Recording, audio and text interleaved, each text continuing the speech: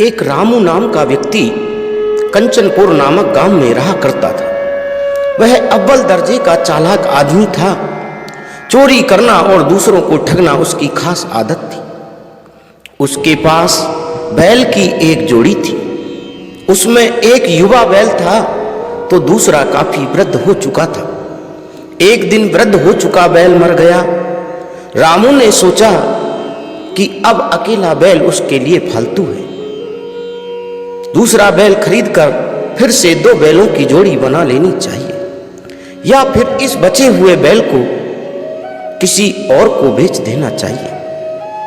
बेईमान रामू सोचने लगा कि यदि वह बैल खरीदेगा तो रुपये खर्च होंगे। वह रुपये खर्च नहीं करना चाहता था, इसलिए किसी को उल्लू बनाकर या चुराकर नया बैल लाना चाहता था। और यह बात उसके मन में पूरी तरीके से ठन गई। अगले दिन सवेरे सवेरे ही वह अपना बैल खोलकर घर से निकल पड़ा।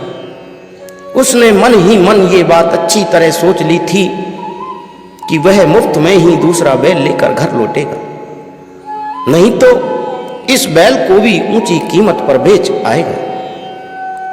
दिन भर चलने के बाद रामू शाम को 8-10 कोस दूर भजनपुर नामक गांव में पहुंच गया। गांव के बाहर खेतों में हरी भरी और घनी फसल देखकर उसने सोचा, जरूर इस गांव के किसान खूब धनी होंगे और पैसे वाले होंगे। रामू ने गांव के बाहर एक किसान का घर देखा। घर के एक तरफ एक सुंदर सा बैल बंधा हुआ था। एक ही नजर में रामू को वह बैल पसंद आ गया। रामू सोचने लगा, यदि इस बैल को मैं हथिया लूं तो मेरे बैलों की जोड़ी खूब जोरदार बन जाएगी। रामू ने मन ही मन सोच लिया। अगले ही क्षण वह बैल के साथ घर में घुस गए। सामने ही घर का मालिक परसोती बैठा हुआ था। रामू ने कहा, भाई बड़ी दूर से चलकर आ रहा हूं भैया, मैं और मेरा बैल दोनों थक गए हैं। रात भर के लिए टिकने की जगह मिल जाएगी क्या? यदि आप मुझे रात भर रुकने देंगे तो आपका बड़ा एहसान होगा। तो परसोती बोला, क्यों नहीं, खूब आराम से रहो, अभी रोटियां बन जाती हैं, तब तक अपने बैल को खूंटे से बांध दो। पास में ही घास और भूसा पड़ा हुआ है, उसे लेकर अपने बैल को खाने के लिए डाल दो। ऐसा परसोती ने कहा। उसकी बात सुनकर रामू ने सोचा, ये आदमी तो बहुत ही भोला और दयालु लगता है। ऐसे आदमी को ठग लेना तो बहुत आसान बात है। जब वह दोनों भोजन कर चुके तो परसोती ने एक कमरे में रामू का बिस्तर लगा दिया और खुद कमरे में सोने चला गया। रामू जिस कमरे में सो रहा था उस कमरे में एक बड़ा सा संदूक रखा हुआ था। रामू को लगा कि शायद इस संदूक में परसोती का धन रखा हुआ होगा, और ये सोचकर उसे नींद नहीं आ रही थी। आधी रात को रामू उठा और संदूक खोलने के लिए उसका ताला तोड़ने लगा। रामू के संदूक का ताला नहीं टूटा। अभी वह बैठा बैठा कोई और उपाय सोच रहा था, तभी उसने परसोती की आवाज सुनी। परसोती अपनी पत्नी से कह रहा था, इतनी रात हो गई है, तुम अभी तक जाग रही हो, मैं तो एक नींद भी लेकर सो चुका हूं। तब परसोती की पत्नी ने कहा, नींद तो तब आए जब मन में चिंता ना हो। कितनी बार कह चुकी हूं कि जल्दी ही दूसरा बैल खरीद लो, आप मेरी मानते ही नहीं हो।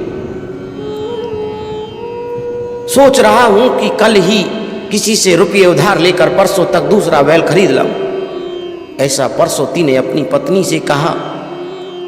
रामू उन दोनों की बात कान लगाकर सुन रहा था। उसकी बात पर पत्नी नाराज होकर बोली, मेरे बार बार मना करने पर भी पहले तो तुम अपना बैल उधार में बेच आए, अब नया बैल खरीदने के लिए दूसरे से उधार मांगो।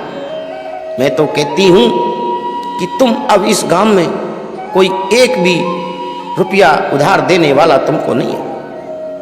आज तक जिससे भी तुमने उधार लिया है कभी उसको समय पर वापस नहीं लौटाया। मेरी बात मानो और सुबह मेरे गहने बेचकर नया बैल खरीद लेना। परसोती नाराज होकर बोला, तुम भी बहुत खूब हो, उधार के पैसे तो जैसे तैसे चुका देंगे, पर दोबारा गहने बनवाना बड़ा मुश्किल होगा।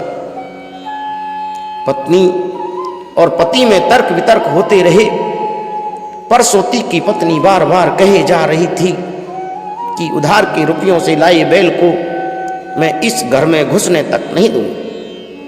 हाँ, नए बैल के बदले गहने देने को तैयार हूं।